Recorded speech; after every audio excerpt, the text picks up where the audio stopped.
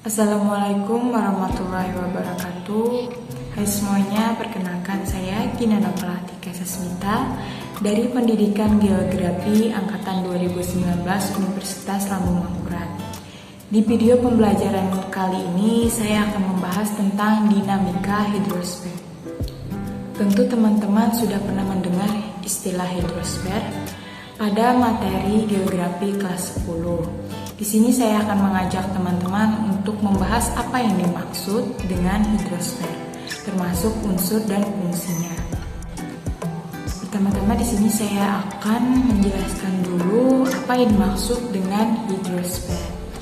Hidrosfer adalah lapisan air yang menyelimuti permukaan bumi.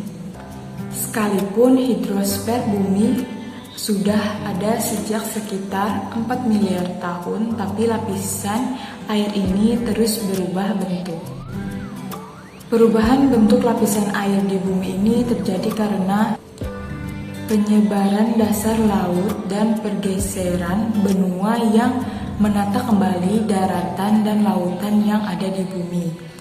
Hidrosfer yang ada di bumi ini meliputi sungai, danau, lautan, samudra, air tanah, salju atau gletser, waduk, dan uap air yang ada di lapisan udara. Selanjutnya kita masuk ke pembahasan siklus hidrologi. Siklus hidrologi merupakan bagian terpenting dari hidrosfer. Melalui siklus hidrologi air yang ada di permukaan bumi mengalami proses peredaran atau daur ulang secara beraturan. Proses daur ulang ini terjadi terus-menerus karena pemanasan sinar matahari yang menyebabkan air di seluruh permukaan bumi menguap. Saat uap air ini mencapai ketinggian tertentu, temperatur uap air akan semakin menurun dan mengalami kondensasi.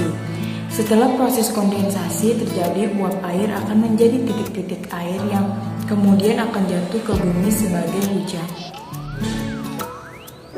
Siklus hidrologi dibagi menjadi 3, yaitu dalam siklus hidrologi pendek, air akan mengalami proses daur ulang dalam waktu yang relatif cepat atau singkat. Siklus ini biasanya terjadi di laut saat air laut mengalami penguapan evaporasi karena sinar matahari. Uap air dari hasil evaporasi ini kemudian naik sampai ketinggian tertentu dan mengalami kondensasi sehingga berubah menjadi awan. Saat awan yang terbentuk dari hasil kondensasi semakin besar dan berat akan terjadi hujan di atas laut. Air yang turun saat hujan kemudian akan kembali ke laut dan akan mengalami proses daur ulang lagi. Yang kedua yaitu siklus hidrologi sedang, merupakan kondisi saat air lautnya menguap karena kondensasi tertiup angin hingga membentuk awan di atas daratan.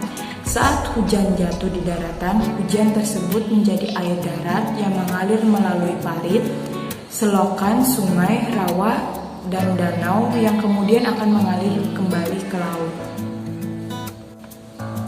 Yang ketiga yaitu siklus hidrologi panjang, merupakan proses daur ulang air yang membutuhkan waktu paling lama. Siklus ini terjadi karena uap air laut terbawa angin kemudian membentuk awan di atas daratan sampai ke pegunungan tinggi. Saat awan tersebut berada di pegunungan tinggi, air akan jatuh sebagai kristal atau salju, kemudian membentuk gletser yang bergerak atau meleleh dan mengalir ke sungai, sehingga air akhirnya kembali mengalir ke laut lagi. Selanjutnya kita akan membahas tentang unsur-unsur hidrologi. Unsur-unsur utama dalam proses siklus hidrologi adalah yang pertama yaitu evaporasi, merupakan proses penguapan air di bumi. Selanjutnya transpirasi juga mengubah air yang berwujud cair dalam jaringan makhluk hidup menjadi uap air. Terus kondensasi merupakan proses berubahnya uap air menjadi partikel-partikel es. Sublimasi merupakan proses perubahan es di kutub atau di puncak gunung menjadi uap air tanpa melalui proses pencairan. Adveksi merupakan perpindahan dari satu titik ke titik lainnya namun masih dalam satu horizontal. Run-off atau limpasan merupakan suatu proses pergerakan air dari tempat yang tinggi menuju tempat rendah di permukaan bumi. Yang terakhir yaitu infiltrasi, merupakan proses yang membawa air tanah untuk menuju kembali ke lautan. Selanjutnya di sini kita akan membahas tentang jenis-jenis hidrosfer. Berdasarkan jenisnya, hidrosfer dibagi menjadi 5. Yang pertama yaitu perairan darat, merupakan jenis air tawar yang bersumber dari tanah dangkal di permukaan bumi, serta berbagai air yang ada di danau atau sungai. Yang kedua, perairan laut, merupakan jenis air asin yang bersumber dari permukaan bumi dan berada di perairan yang asin. Perairan laut ini mencakup semua air yang ada di laut. Yang ketiga, perairan sungai. Perairan sungai ini jenis air tawar yang selalu mengalir di sumbernya menuju muara di laut. Perairan sungai biasanya menyatu dengan air sungai yang lebih besar yang bersumber dari limpasan mata air tanah. Yang keempat yaitu air tanah, merupakan jenis air yang ada di wilayah jenuh di bawah permukaan tanah yang meresap melalui celah-celah atau pori-pori tanah dan bebatuan. Air tanah biasanya ada di bawah gunung, di bawah tanah yang tertutup lapisan salju. Yang terakhir yaitu rawa. Rawa merupakan jenis tanah basah yang digenangi air karena letaknya yang relatif rendah dan ditumbuhi berbagai macam tanaman dan rerumputan. Setelah kalian memahami siklus hidrologi beserta unsur-unsurnya dan jenis-jenis hidrosfer, kalian juga perlu tahu apa saja fungsi dari hidrosfer. Sebagai sumber kehidupan, hidrosfer memiliki beberapa fungsi. Yang pertama, bagian terpenting dari makhluk hidup.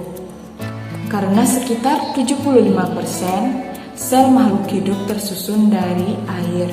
Oleh karena itu, hidrosfer memiliki fungsi yang sangat penting bagi kehidupan makhluk hidup. Tanpa adanya hidrosfer, seluruh makhluk hidup yang ada di bumi tidak akan dapat hidup. Bumi akan gersang dan tidak dapat ditinggali. Yang kedua yaitu mengatur iklim. Seperti yang sudah dibahas sebelumnya, air membutuhkan waktu untuk menguap dan kembali menjadi air saat turun hujan. Siklus hidrologi ini memiliki fungsi yang sangat penting dalam mengatur iklim yang ada di bumi. Saat air mengalami evaporasi dan kondensasi dalam siklus hidrologi, hidrosfer turut mengatur suhu yang ada di bumi. Yang ketiga yaitu menyediakan habitat di bumi.